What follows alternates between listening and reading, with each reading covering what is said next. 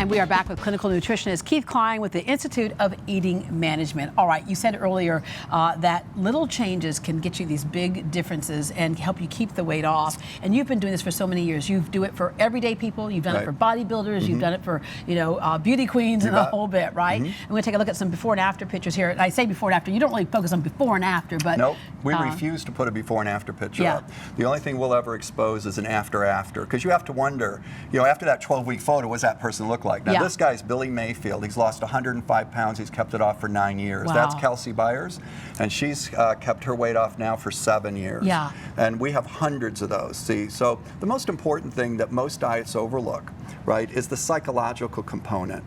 So I can show you what you need to understand about food. These are easy things to comprehend. But if we don't change the way you think about what you do, then we'll never change what you do. And by the same token, if you yank everything that you love out of it, you're not going to do it. Because like most diets, that would be unsustainable. Yeah. The key to long-term success is making changes that you know you can do the rest of your life. Yeah. And it should be a pleasure to make them. It shouldn't be pain, deprivation, and rigid omission. Right, right. You know? And in your name, Institute of Eating Management. Yes, and Relapse Prevention Center. Yeah, right. And you're managing it. I remember going to you years ago, and it was so funny because you're going to measure my BMI, and you're like, "What is this thing right here?" I go, "They call that Spanx." And you're like, "Here's our goal. We're gonna get to the goal where you don't have to wear Spanx anymore." I remember right? that. We did and we say could that. do that. No more Spanx. Yeah, yeah. All right. Okay. So even when foods are good for us, and then we have a tendency to say, "Okay, gobble that all up because it's good for us." But even when they're good for us, we still have to deal with the portion control, or we can get, defeat our whole purpose. Yes. So here's the thing. The human body can only assimilate so many calories, grams of protein, fats, and carbs at a moment. So if you came in and said, "Keith, how many calories should I eat in a day?" I'm not having that conversation with anybody. What you should ask me is, "Keith, how many calories can I assimilate?" The average woman can assimilate about 300 calories. And let me share with you how much food in one meal. In one meal. Yeah. This is how much food it would be. It'd be 5 ounces of grilled chicken smothered in pico de gallo with a 6-ounce baked potato with fat-free Greek yogurt and chives and a cup of grilled asparagus, and all that food is 300 calories. That sounds like a whole lot of food. It is. Now see, that's why this old adage that all weight loss is predicated on a caloric reduction is not absolutely accurate. I added breakfast. That's right. And that's why I started losing weight. And now I started losing weight, right? So my clients will actually be eating more food, more meals, losing weight, and that's what gives them control over food. Because one thing you have to eliminate is hunger. Once you get hungry, it's just give me food now. Yeah, right, right. Here, give me the ready source of carbs to get in my bloodstream. But okay, so with that said, it's the kind of calories that you're putting in your body and how your body look, deals you with could go to Quiznos, get a 3-ounce chocolate chip cookie, ate 360 calories. Quality of calories really matter. Right, right. Okay, so let's get through some of those qualities of calories. We've been told that, hey, if you get hungry and you need a snack, instead of the potato chips and things, do some almonds. But that can get you in trouble. Show people what kind of serving we're talking about you should have. So 1 cup of almond, just 1 cup is 825 calories. Wow. This is what a serving is supposed to be, right? So people don't get that information. They just think, "Oh, nuts are good." Just start chowing down, and that's where the calories can get so excessive they're storing. Yeah, all right. So you have to really kind of portion those because otherwise you'll eat them mindlessly, right? Like if you put 5 or 6 of these in a yogurt, that's great. Yeah. Right? But a cup of nuts, 800 calories. You just had a couple of meals. You could go through that in a day pretty easily. Yeah. All right. Avocado, the good fat, because there is a good fat. The human body does not differentiate between a good fat and a bad fat in regards to weight loss. Okay. However, it does differentiate in the human body in regards to human health. Okay. So while these are healthy for you, while these are healthy for you, this is about 300 calories.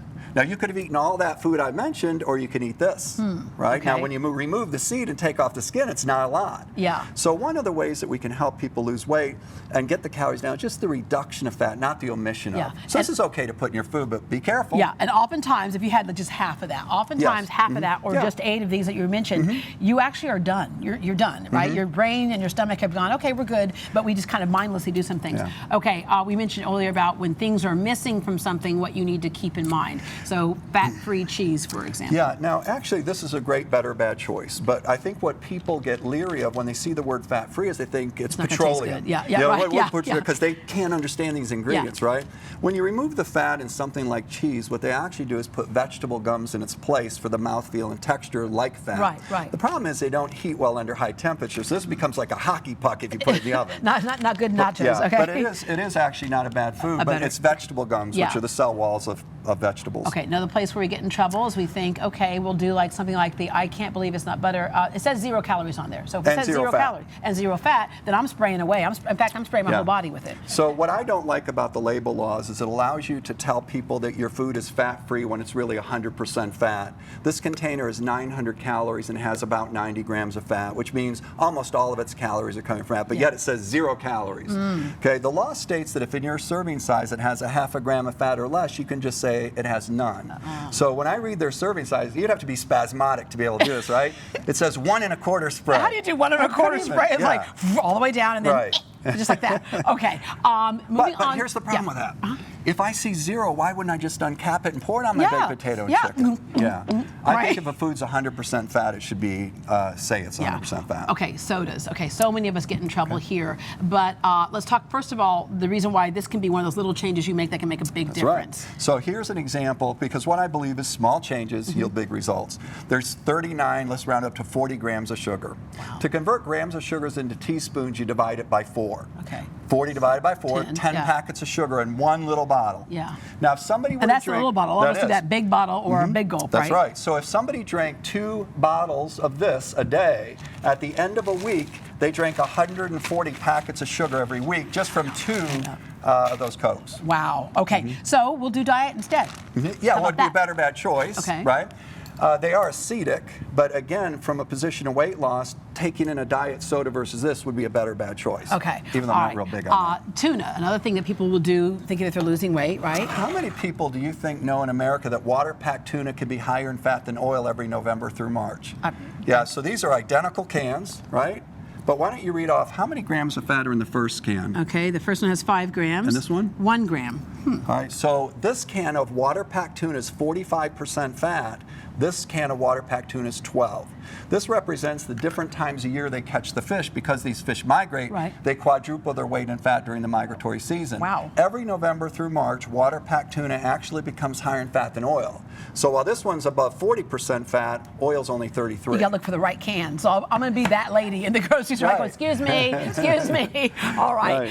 Moving on over to what do we have right here? Well, look, a lot of people just pop fat burners and don't really have any clue what they're taking. Okay, so when we look at a all-natural label and we see something it says all natural is all good and all healthy, right? And when you see the words bitter orange extract, you're just thinking it's the extract of a bitter orange. Right. No, what it is, it's a chemical called synephrine, and that wigs you up and makes you more hyper, right? And so when you take a capsule that has no calories, but you get energized, the idea is it burns calories.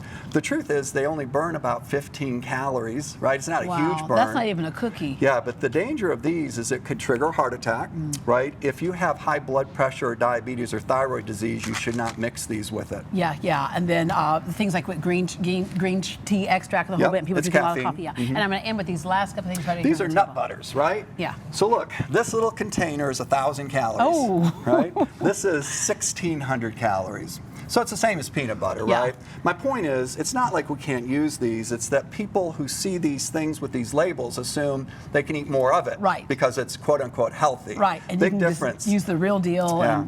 Big difference between eating for health versus eating for weight loss. And that's one of the things that you help teach people to do. And again, to manage your own health, lose the weight, keep the weight off. And again, I'm going to go back to do the right thing for health, and then your aesthetic thing will follow. That's Keith, absolutely right. Thank you very much. Hope to have you back again soon, because it's going to be bikini season before we know it. That's right. I won't get in one. All right. I will. To get in touch with Keith and start living your lean life, visit greatdayhouston.com and we will connect you.